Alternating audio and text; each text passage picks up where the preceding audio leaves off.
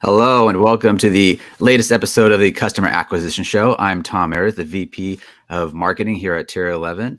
The show is where we discuss all things customer acquisition, helping you acquire customers, increase their lifetime value, basically across all things digital. Today is one of our reoccurring shows where we talk about Meta and other social platforms and what's working now. We are joined by Olha, Landon, and Cameron from our Meta side of the business, and we're just here to talk about and chat what we're seeing working in our different accounts. Welcome. Thank you. Happy to be here. Likewise. Yep. So I guess we could start off with what are you guys seeing that's working? I know we did a little bit of talk beforehand, and it seems like one of the big topics that everybody's talking about is creative. So let's talk about some creative and what's working and what's not.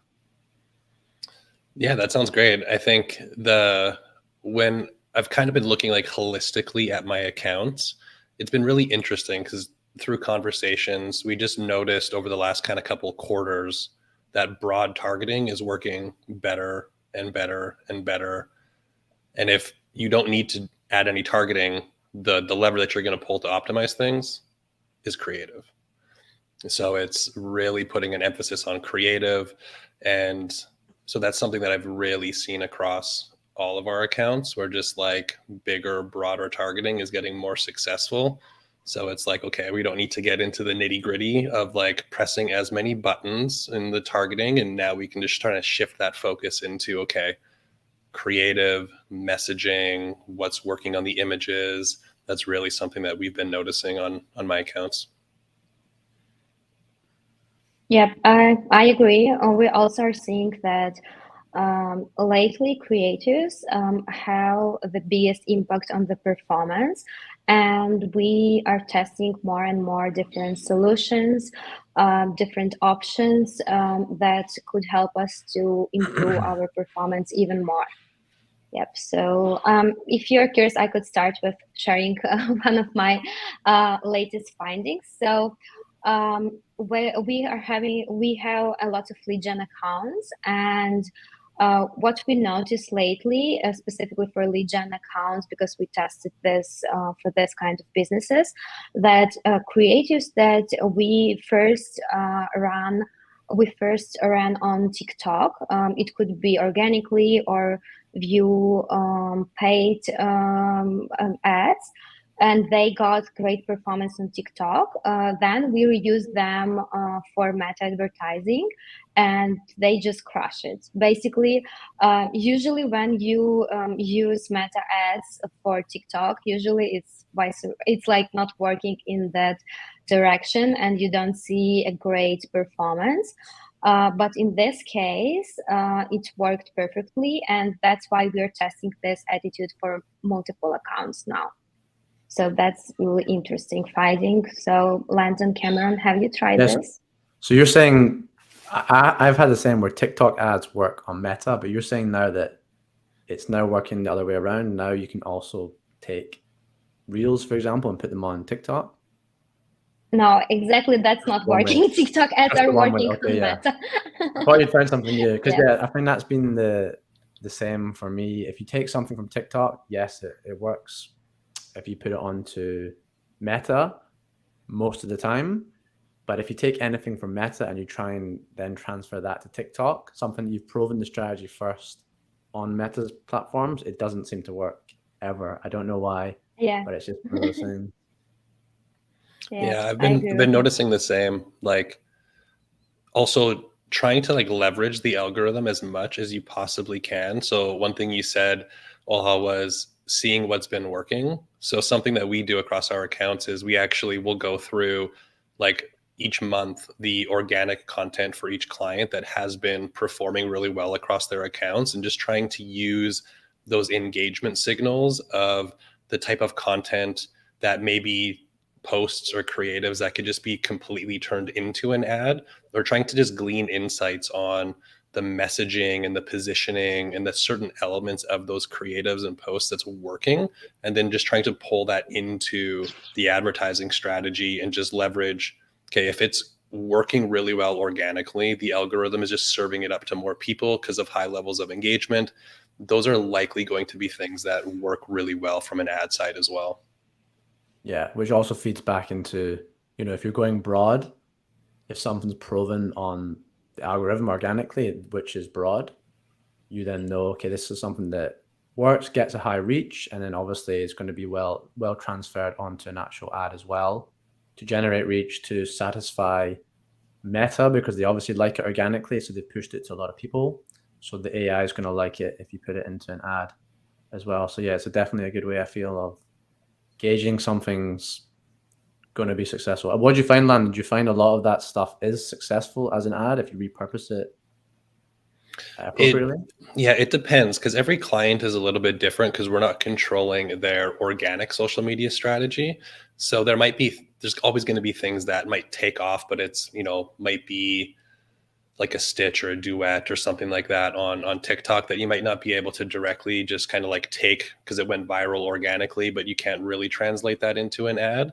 So sometimes it's just looking at like concepts and messaging and just trying to like pull that, okay, they were talking about X, Y, and Z, and now we're going to take those insights, we're going to put those into some ads that we're going to start to test, and just starting to take much more of like a holistic approach to the creative, not just looking at ad performance, but looking at the organic performance. But yeah, I've definitely seen across ads that I'm running, things that have worked well organically definitely do really well on the ad side.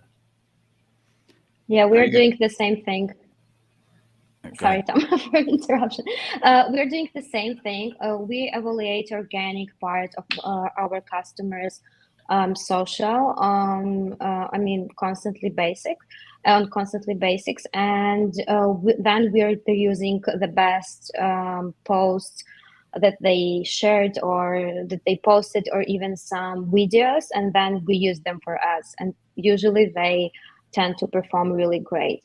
Also, one of the latest things that worked well for one of our e-commerce clients was cooperation with creators. One of our customers, they are selling beauty products. They cooperate with a lot of different creators, and we asked them to create basically TikTok style ads, but for running ads on Meta. And this creator, she was the ideal avatar for that beauty product, and that worked really perfectly. That's our best performing ad for months now.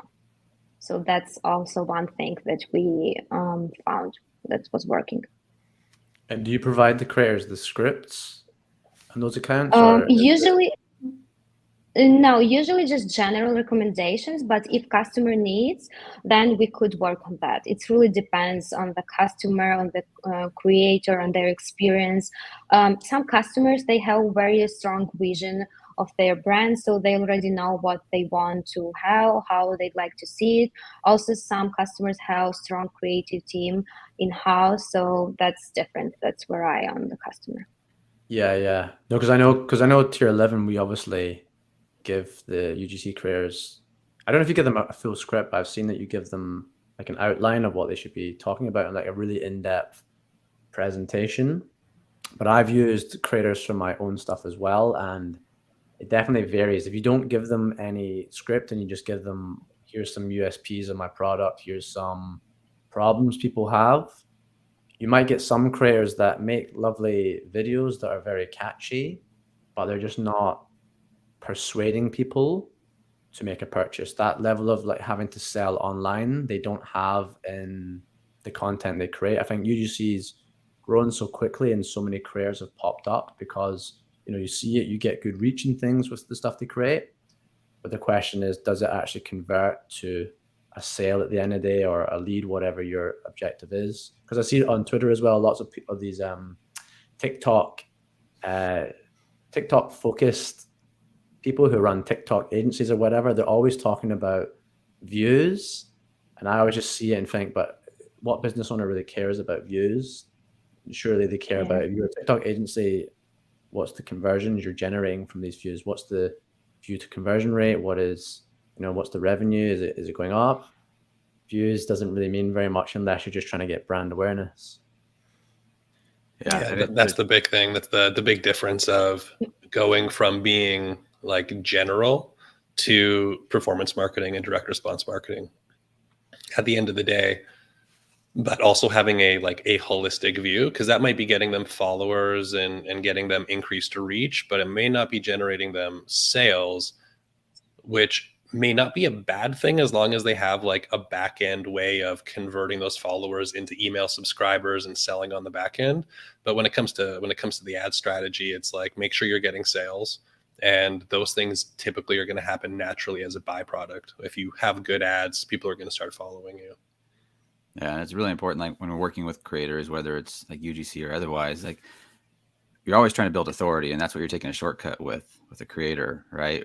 Hopefully they have an audience that you're leveraging. But there's still a job to be done of sharing the USPs for the product and making that connection with the viewer and getting them hopefully to see themselves as like in the after state to take that action. Like that's a lot for an inexperienced creator to do on their own. So I think it is pretty important that you at least coach them through that, if you're not, unless you're, and if better is giving them an outline of what you're looking for at each stage of that. Olha, with the creator marketing you've been doing, have you been using the new Meta Creator Marketplace at all? Not yet. Okay, yeah, it's something I Oh, haven't used it, yeah. but I've been like looking around, and I was like, I think that it's definitely something I'm going to start exploring for some clients in Yeah. some specific niches. Yeah, for sure. There are so many marketplaces Agree for with you. creators. Yeah. Yeah. Exactly. What have you been seeing, Cameron and Olha, in terms of video versus images in terms of creative performance on Meta? So it really depends on it really depends on the creator itself. We are seeing success with some shorter videos, like stories format or some TikTok videos. Lately, I haven't seen any success with longer video. I mean, usually we use longer videos just for video use and then for retargeting this audience later with conversion ads. But using longer video themselves, usually it's not that popular. So our videos are mostly like up to 30 seconds. And regarding images, as usually, like the simpler images is, the better the performance we're seeing. Some pretty simple, just like images of business owner with some taglines, or even really interesting thing that I've been testing lately, text-heavy images without like any people, like anything, just some background and text. They also could perform really well for some businesses. Yeah, I'm very much the same. So the current suite of accounts I have now, video isn't really the strongest thing for them, but I'm onboarding another client at the moment, which I do envisage video being a very, very big part of it. But yeah, we can talk about that another time, I guess, and see if that is correct. But yeah, I'm the same with all of these ones that obviously do respond well to images. It's definitely images that are way less produced do better. And one of the things I was doing that worked really, really well is I would take top headlines from my copy or even the full copy and create images from that. So if I'm taking like a long form copy, I'd give it to the creative team, and they're very, very creative, and I'd say, listen, I want you to somehow make an image out of this or an infographic. And what they've done is they've created really interesting graphic design. So there's no photograph on it. It's just pure graphic design with text. And that is done very, very well, as well as taking the headlines. And one of the other things I did was I was looking on Facebook specifically, not Instagram. And if you look organically on Facebook and you scroll for a while, what you'll often see is people in groups asking questions. And the way they ask the question is they have like a colored background post with big, large white text on it. And that is the way that Facebook has designed this functionality. So what I said is, well, let's try and replicate this with our top headlines. So the creatives that we've made for that, they look like you've spent 2 seconds creating them, but they absolutely kill it. Like they just do so well. We've already proven that the headlines we've used as a text work.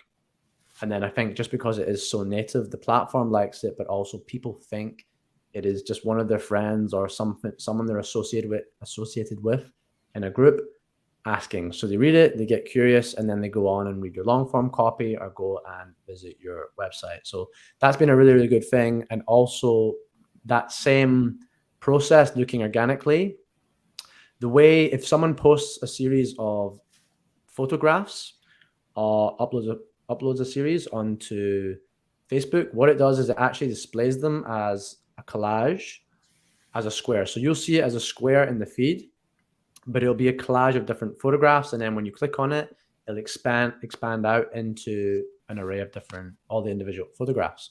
So what we also did was go, right, that's a functionality. Let's now just make static creatives of different photos, but we'll make them as a collage. So obviously there wouldn't be the functionality to click on it and expand the photos, but it blends in and makes it seem very, very native.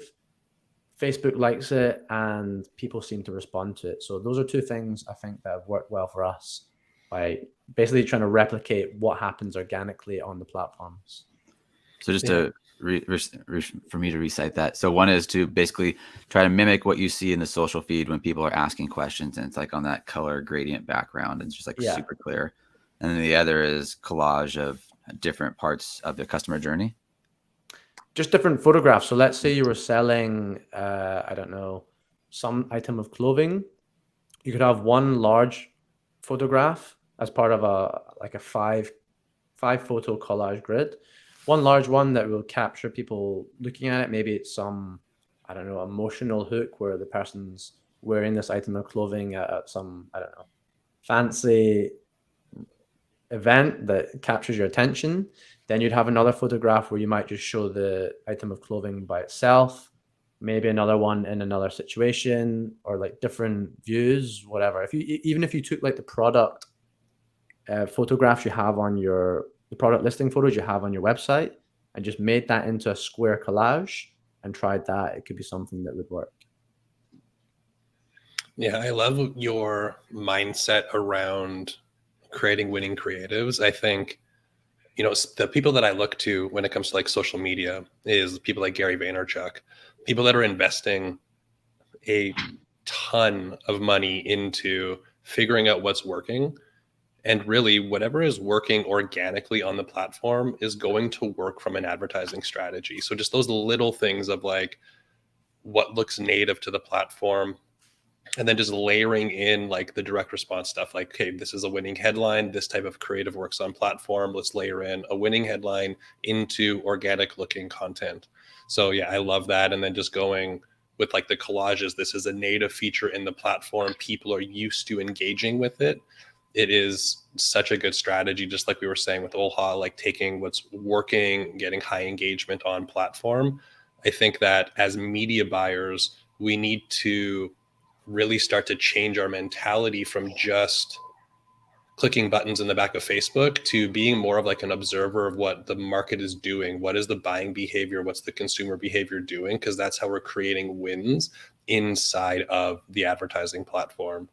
But like, I agree, if I look across all my accounts, every probably top 3 to 5 best ads in all of my accounts are all images. Like I don't have from like cold traffic, it's all images that are winning. Most of them are not super crazy. It's like strong copy that has been proven inside of the image. Most of them have like product in action. They're not just like, in the past, you could just put up like a lifestyle photo of someone, and that does work sometimes, but the personality behind the brand isn't always someone who's going to show up great in photos.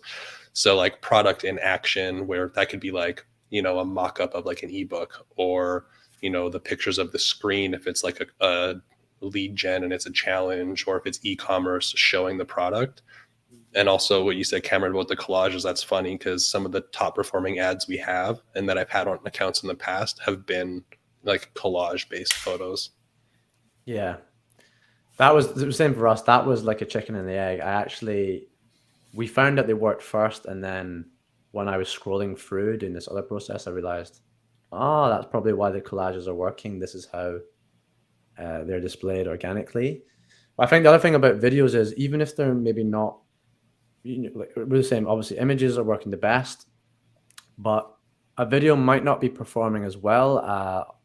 For example, on the ROAS or your CPA, but it may have another function I sometimes feel. So I'll keep it in. Like if it's got a massive click-through rate or it just gets much higher reach, a much lower CPM, maybe it's doing something as sort of a holistic creative suite.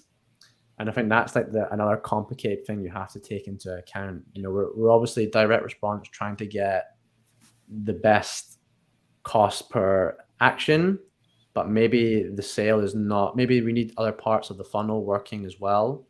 And creatives are doing something else in the funnel that you might not know, then you turn it off and the overall account, stops working. But I definitely feel now it's trying to find stuff that lasts a long time and you can just have it running, working together, and then trying to make small iterations to try and outperform what you've already got, as opposed to trying to replace everything and disrupt the account too much, especially if you're going broad and you're just allowing it to, find an audience and continuously find the people that suit your brand.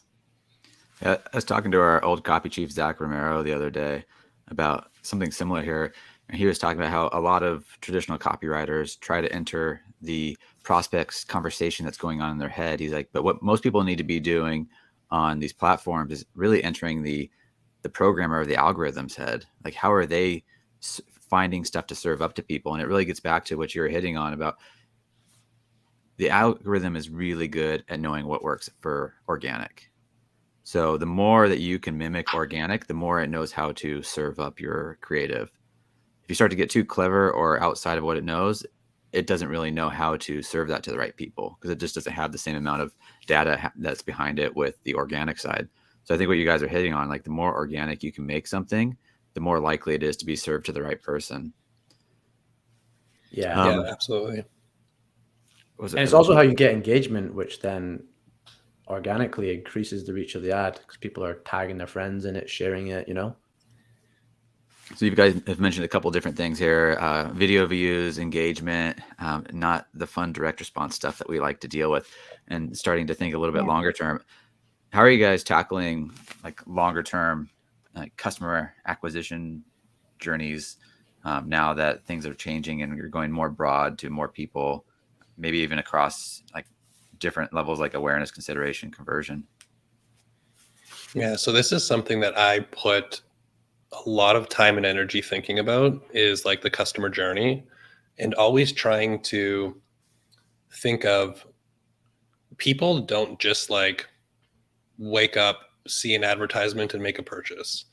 There is usually much more that goes into like the actual psychology behind the purchasing decision that they're making, and always trying to see how can we mimic or support that journey with paid advertising. So like Cameron was saying, you might not have an ad that isn't necessarily generating a high ROAS, but if it's supporting that journey, it can play a supporting role in elevating the account as a whole.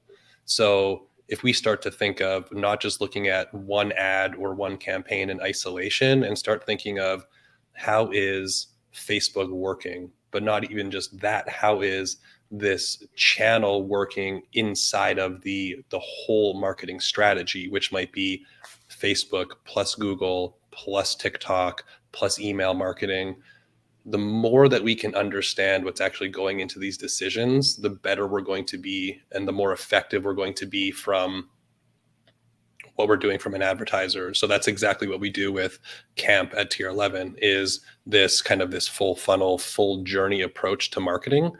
And with that being said, a lot of the accounts that we're running some like top of funnel, like organic educational content that we're pushing out to people.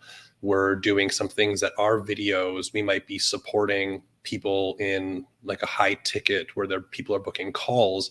After they've actually taken the action, we are putting out content and videos in front of those people to continue to coach that next step in the journey. So this is something that we put a lot of time and focus into, because if we look at like one of our clients specifically, the average time of like that break-even point is like 30 to 40 days.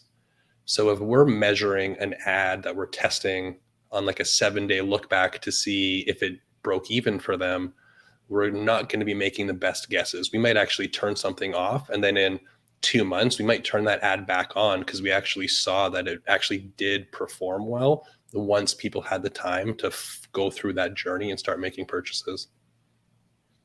How do you Yeah, coach we have. Go ahead. Just wanted to add that Landon mentioned different types of videos. What we are using usually, and we really to use them and test them, are objection killer videos. So they're not like for the customers who are on the early stages of their customer journey. It's more about their latest steps, but it could really help you and make that final push over the edge when they will make purchase, after they could see some of these creators that will help them to explain some of their benefits, or maybe to answer some of the questions or address some objections. So we see a great success with adding this to a mix. So we usually, it's not like we're just, as Landon mentioned, that we're just checking the performance of that specific ad, but usually this kind of creatives could help to improve overall performance. How do you coach like when your clients that you're working with on taking this bigger, longer view of maybe even spending money on stuff that doesn't have a conversion objective to it? Like, we know that all of the things working together leads to longer term success and more sustainable, whether it's leads or customers. Like, how do you coach these clients that you're working with? Tell them to watch the Tier 11 YouTube. Yeah, it's our goal as media buyer. It's not just run ads and achieve success, but also educate our customers so they will understand what is the most important thing.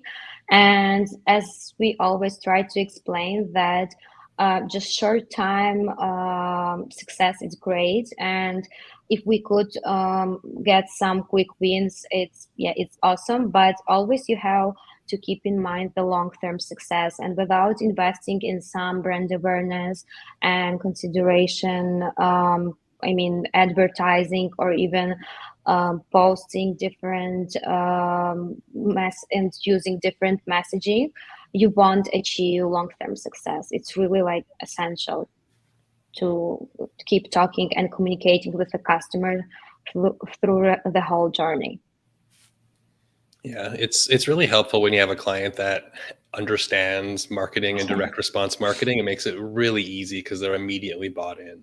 But things like, quarterly business reviews where you're looking at things over a longer time span definitely help, but also just kind of articulating, like breaking down your own buying journey, like how you make buying decisions. I did this the other day. I bought this book called YouTube Secrets and walked through, I believe I had 9 touch points before I made this decision.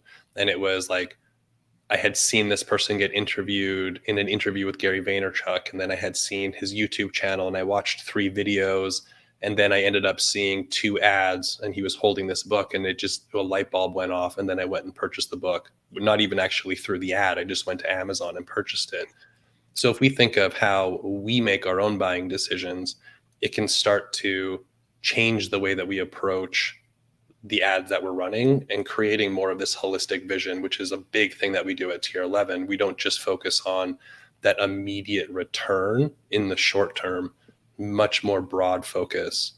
And sometimes we have to shift the mentality from that traditional media buying mentality to sometimes it's just staying top of mind to a customer.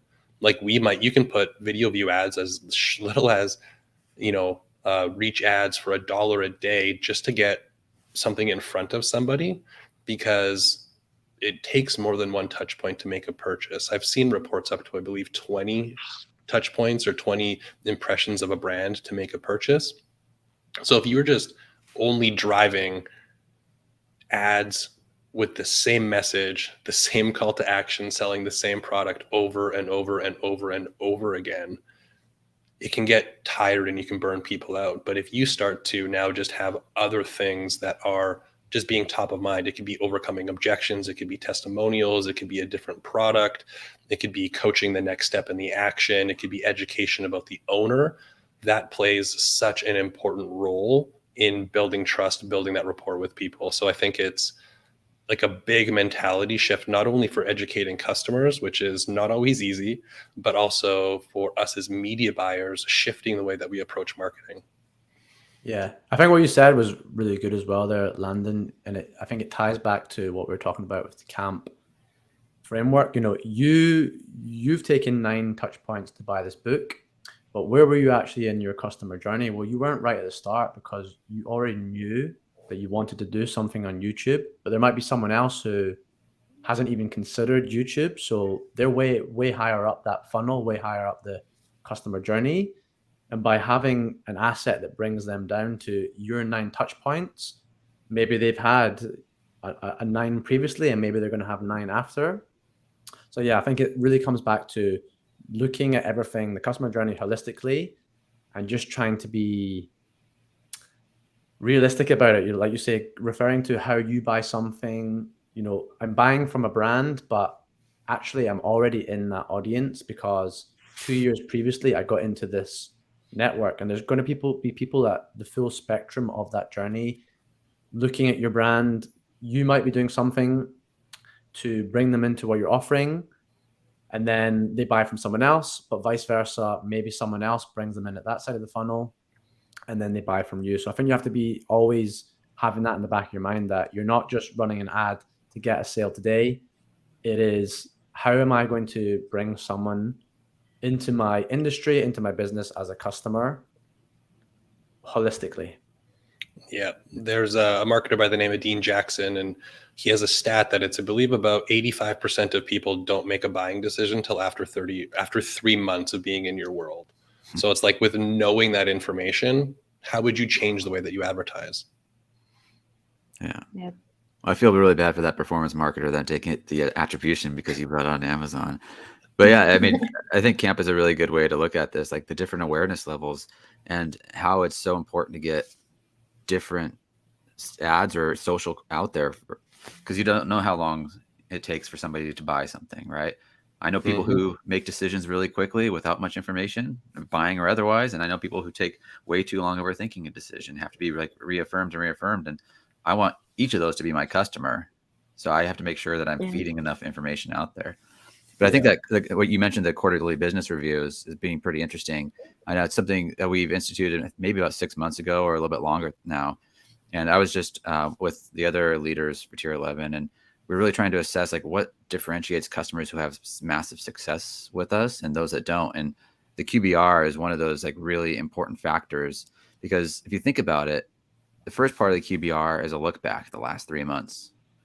And the next part is like really kind of setting the strategy and where you want to go for the next 3 months. So that's all of a sudden a 6-month cycle for looking at your business, and continuing to do that and continuing to iterate on the last 3 months is really essential for identifying where the holes are in your whole strategy, whether that's organic, top of funnel, on where audience is, or if you're getting a lot of people starting but not finishing, then that really gives a lot of information for kind of those like solution or product aware that might need a little bit more affirmation for buying the product. So I think that QBR and really taking like a 6-month planning or even 3-month look back and 3 months forward is really pretty important.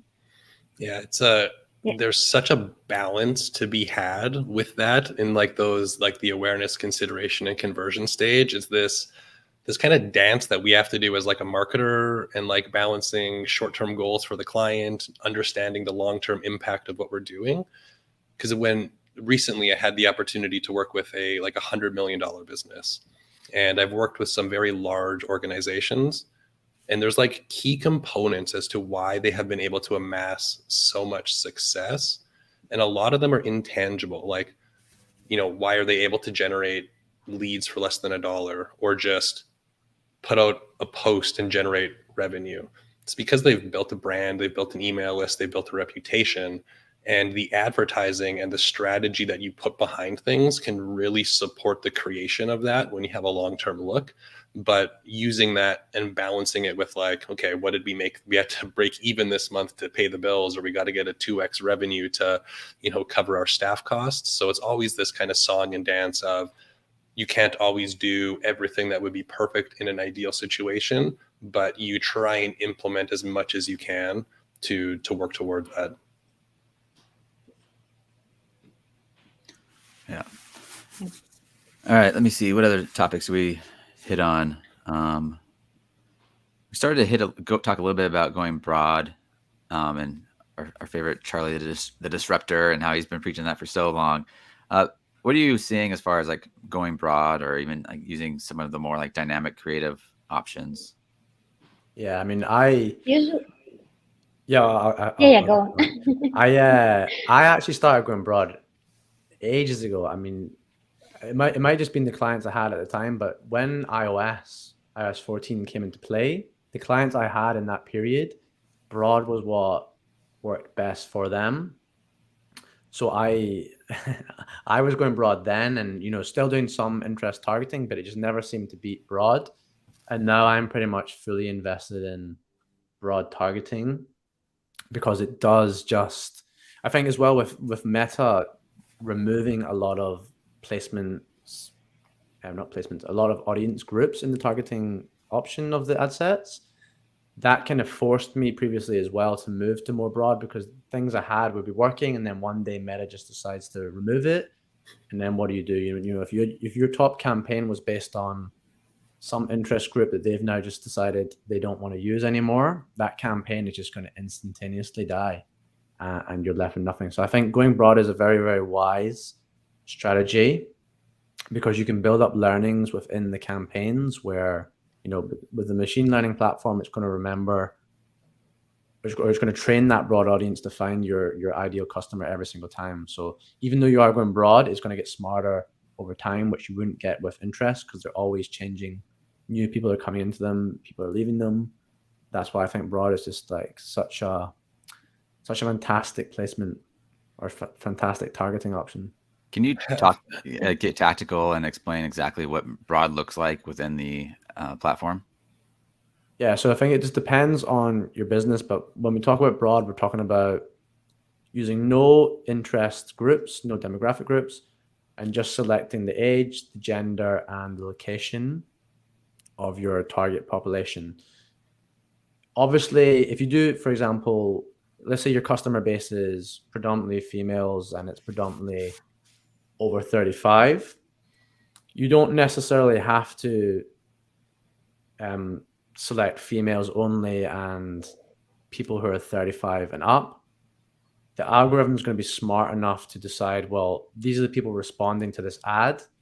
Let me just show it to that segment of the audience. But if you really know your data, and you're just wasting money showing to males, or you're showing to people under that age range, sure, you can try and restrict it and give it those demographic properties.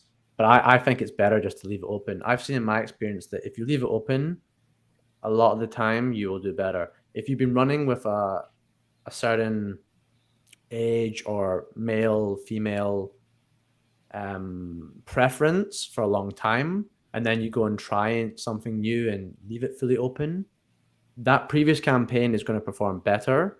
But that's not because you're selecting the demographic, is because that campaign has been running a long time and it has the learnings in it.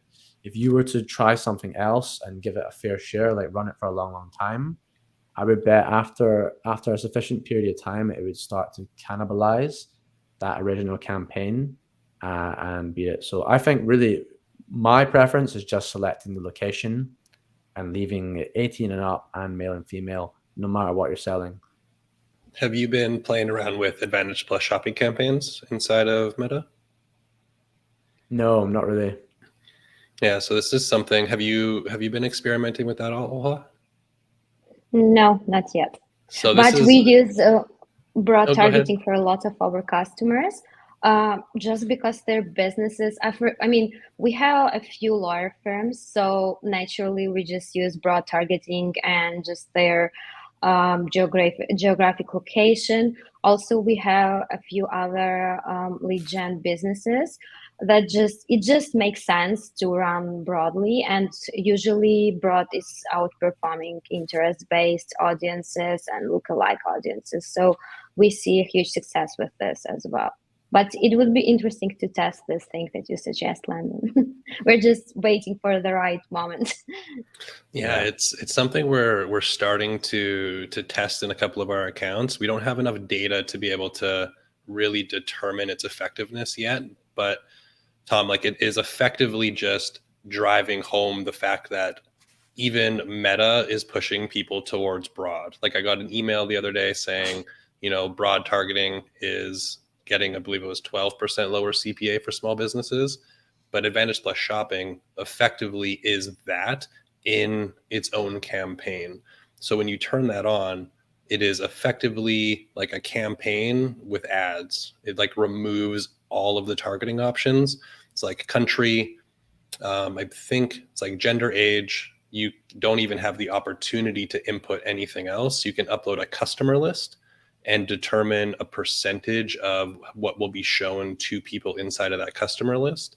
And then you can upload 150 ads and the algorithm just does its thing in showing which ads to who at what time. And they're trying to say that they know better than we do that whole point of where they're at inside of their customer journey and which ad should resonate best with that person at that time. So I definitely think the more we can learn to leverage these tools, like these algorithms are smarter than us, so we can fight them as much as we want, but the more we can learn to leverage them, the better it's going to be, and also like make our lives a little simpler as a media buyer. Not having to be clicking as many buttons, but we don't have enough data to be able to say how the performance has been on those, but I'm really excited to see what they can potentially allow us to do. Yeah, you make a great point as well. We don't know where people are at in their buying journey, and the algorithm is smarter. So like I like to gauge it by spend. In the past, maybe we try and force spend into something that wasn't taking off, wasn't spending. Whereas now I will look at it and go, well, if it's not spending, it means it's not as good as something else, or it's not able to achieve what I need it to achieve to whoever it's been shown to at that point in their customer journey. So I'll just go, that creative obviously doesn't work. I might like it, but I have to do something to improve it and try it again, because in its current form, the algorithm doesn't like it. So it's not giving it spend, and I'm not smarter than the algorithm. Do you turn those off or just leave them on and not worry about it because they're not getting spend? It depends. If I've proven it to be working, because the way I do stuff is I'll test it in dynamic creatives, and then I'll pull the top combinations and put them into a winning ad set within the same campaign. What you'll find with that is a lot of the time it won't get spend, but I know it works well because I've just proven it in the dynamic creative. So in that situation, I'll leave it on, and just maybe a month down the line, it just starts to take off because the dynamic creative has had its time and decided, right, that is the best ad for whatever reason, and it will give it to the individual post ID. But there's other instances where it hasn't. Maybe there was like a range of creatives that were working in the dynamic creative, so I took a few of them and put it in, and it's not spending, and then that dynamic creative dies out quite quickly. I'll go, well, that's died. These are not spending. Let me just turn them off and try and find something else. But there was something that worked because it worked for a period. So let me review it and try and figure out what it was and how I can make this have better longevity. Is there a good reason to turn it off? I don't know. Probably not. You could just leave it on, I guess. It's just organizing, keeping me in the know, like what is actually, because I think you don't need more than, like if I look at my top spending accounts, I can have one ad that is spending hundreds of thousands of dollars, and maybe I've got 2 more and nothing else will beat it, but like all the spend is going to that ad. So what really is the problem? You know, we're still constantly testing, trying to find new things, trying to beat it. But I think there was a period where we're all hung up on it, trying to have more and more creatives and more things that are working. But if one ad is lasted 2 years in your account and bringing you in customers, I don't think you should be too worried about that. That ad's going to have a lot of learning behind it, and I think you should just try and improve it, but don't try and turn it off because you just want to beat it. You feel like you have to beat it. If it's something that works, it works. And I'm sure there's ads that are in a non-digital format that have been running for, I don't know, like 20 years and still work because it's just something that works. Yeah. Like have the McDonald's screens, you know, that ad where it's just like a burger and a red background and nothing else. That's what they've always used and still use, so it must work. We have similar challenge with like what was always working and still working without one of our customers. So they're selling woman basically clothing, and for the whole time they had insane success with catalog sales campaigns. So with DPAs, and during like our time of cooperation, and we're still keeping doing that, we tested multiple different types of creatives, shorter videos, longer videos, different styles of videos, then different images, and nothing outperformed the DPA. So what we are doing on constant basis, customer is creating customized DPA frames, and we are adding more and more ads with these different frames. So that's really unusual experience when this type of ads are working much better than everything else in the account. And as Cameron mentioned, I mean, we constantly testing new approaches, new angles, but we still keep running this kind of ads just because they're working so great. Yeah. So when you talk about DPAs as well, are you talking about just the carousel format, or do you also use collections? With those DPAs? In most cases, these are carousels, and they're creating different. I mean, that was my first experience when someone was creating customized frames, and they're looking really cool, and that's what helping with performance a lot. Yeah, and then the other thing is, Tom, we used to use Sokyo, obviously, and so what that is essentially a software that allows you to take the DPA, but you can then change the background. You can add elements and things to it. And what we found with that is in that client, DPAs, collection ads, you know, using the catalog was what worked best for them. But that gave us the ability to have some input on that and try and make it fit more their brand and their brand aesthetic, but also add elements that improve the DPA rather than your standard white DPA with the Facebook's frames and elements that are pre-built into the platform. Yeah, Sokyo is a pretty cool tool because it basically allowed you to build like the full custom creative for the catalog, but it had also like dynamic elements in it where it would pull like the quantity that they had in stock in their Shopify store. So you can drive some scarcity based off of like, oh, they only have 35 units left of this. And there was you could add timers and all other kind of different things to drive that scarcity. I forgot what I was going to ask. Usually, go ahead. Yeah, usually catalog sales is the first thing you have to try for all e-commerce clients if they haven't tried it yet. We also have great success with level 1 campaigns. Basically, when you're telling the Facebook to find you the customers that are similar to your customers, but that's just like built-in like option. It's not like you have to upload any like customer list or something like that. This tends to perform really well for us lately as well. Landon, you mentioned advanced, what was it? Purchase campaigns? Is that what it was? Advantage plus shopping campaigns. Advantage plus shopping. Wow, I butchered that one. So that's only for e-com, right now? When it was initially released, yes. but now it's been rolled out for all industries if it's available in your account. Is that something that you can do with leads as well, like lead gen? Mm-hmm. Yeah, it's effectively just become like a campaign type with a very misleading name. Yeah, The advanced. lead gen bit was quite recent, was it not? Though we're not Yeah, talking it like was a rolled month out quite or- recently. Yeah, I don't know if it's been rolled out to everybody or if it's still on being Don't have tested it. with selected accounts. I'm gonna go check to see if it's in the tier 11 account. So I'm gonna go play around with it. Yeah, because like what they're trying to say is like, well, you know, when you try and serve this ad to this person, and then once they take this action or they've seen this video, then you send them this one. It's like you just push everything into this campaign and let Facebook determine what and when to show everyone.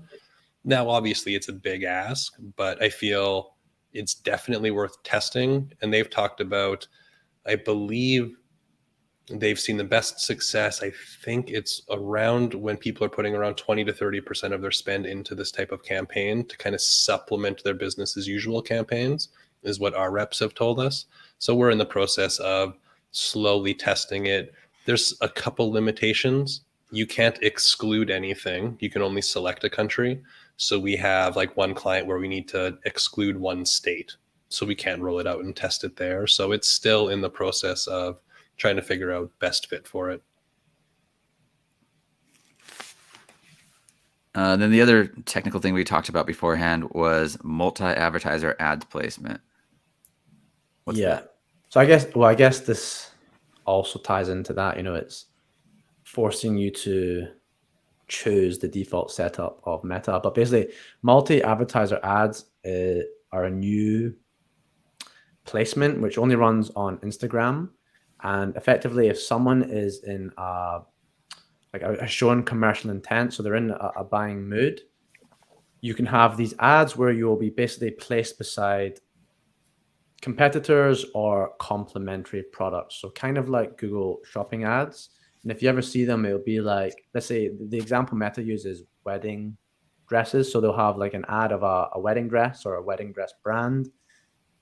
That person is shown commercial intent for someone to do weddings. So beside that ad, they're also going to show a wedding cake. And then maybe the next one is going to be a wedding or a florist for flowers, because you know these are things that are complementary to what you're buying, and your behavior is showing that you're in a buying mood or you're buying certain things. And it'll literally be on the feed, scrolling down Instagram and look like a carousel.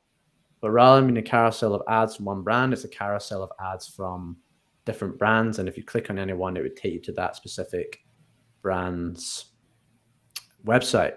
And I think when these only came out at the end of last year, just before we stopped for Christmas. And I think the initial thought from a lot of the media buying world was, okay, these are going to be low CPM placements. Meta are just trying to give us more real estate to advertise on. And basically screw over the advertisers and take your money. I've split tested them on a couple of accounts. I know other people have as well in the agency. And yes, the inverse is true. The CPMs are actually higher, way higher. And what will happen initially is when you run them in a split test campaign, the results will be very, very similar to the control. So most people, I think, would just go, well, they don't make any difference and the CPM's higher, let me turn them off. But I find if you just leave them running long enough, like a week or two later, then they start to take off. And what I found now is they beat the same creative setup, you know, copy, creative aspect, and headline. With just this button ticked, it always beats not always, but like a lot of the time beats the original ad, even if it's had a lot of spend behind it. So I'm now just ticking these as default. Most people, or a lot of people, may have not even been aware that these are there. So maybe they're using them as default as well. Maybe they're unchecking them. But yeah, as like a standard practice now, I'm just leaving it checked because I've seen that in the isolated experiments I've done, it does seem to be doing something. There's no way of breaking it down and seeing what conversions you're getting from this placement. I was just going to ask you that question. Can we view a breakdown to see the conversions coming from that placement? No, you can't see. And I even have accounts where we don't have much spend on Instagram. So it's an Instagram only placement, but checking it helps the the ad overall. So I think it's just a meta thing. They don't like you meddling with their, or they want you to use all their features, and that's maybe they're giving you a benefit by keeping it chat. Yeah, who knows? It could be like, when TikTok or Instagram, they roll out a new feature like Reels or like the more you use their features, the more they kind of give you a little bit of a boost. Heating with TikTok came out in the news recently where there was like a button that they can press to like make people go viral. Be really curious what's going on behind the scenes with some of these new features like that. It's like, well, does checking this off and using the feature give me this hidden benefit? But like you've tested it like directly and it's worked, which is really cool to see. Yeah. Yep. Well, I imagine it would give some benefit if they're trying to use that to even just gather more data to feed into the algorithm, like their benefit as well. But it sounds like it's somewhat like similar to your Amazon shopping experience, right? You get, frequently bought together, or have you considered this instead? I mean, it's trying to capture that same human psychology when they're shopping. Yeah. And imagine it will come to the Facebook feed as well at some point. Yeah. Seems to be what they do. They roll out an Instagram and then bring things across. Mhm. Great. Well, I think we're about ready to wrap up. Were there any final tips or takeaways that you had? I believe everyone just have the same conclusion that you always have to test new things. That's how you will find something that will work the best for your business and bring you the success. It's not the best solution just to stay with the same things all the time. So yeah, definitely keep testing. Yeah. And to add to that as well, if your media buyer is not analyzing your creative on a, I don't know, weekly, monthly basis, like really taking time to go and look at it, analyze it. Why did it work? Why didn't it work? You're not going to really have success anymore, because that is the key, is the creative. Yeah. Nothing to add. That's great. Yeah. And I'd say, I think one thing we learned is really look for inspiration in organic, and to trust the algorithm, utilize the, going broad, even DCO, and trying some of these features that require you to give up some control. So one thing that we have here at Tier 11, we've mentioned it a couple of times, we call it CAMP, but that's short for customer acquisition amplification. It's this giant graphic that we have that we kind of use to make sure that we are creating content, or basically creative for each level of the customer journey. If you want to grab that, you can go over to tier11.com/camp, CAAMP, and you can download that for free. If you have any questions, you can shoot us, emails. My email is tom@tier11.com. I'd be happy to talk about camp all day long, and I'm sure we'll do a lot more camp specific episodes. But Olha, Cameron, Landon, thank you very much for joining us today and talking all about Meta and other social platforms. And until next time, I'll see you later. I'm Tom Meredith. Thanks.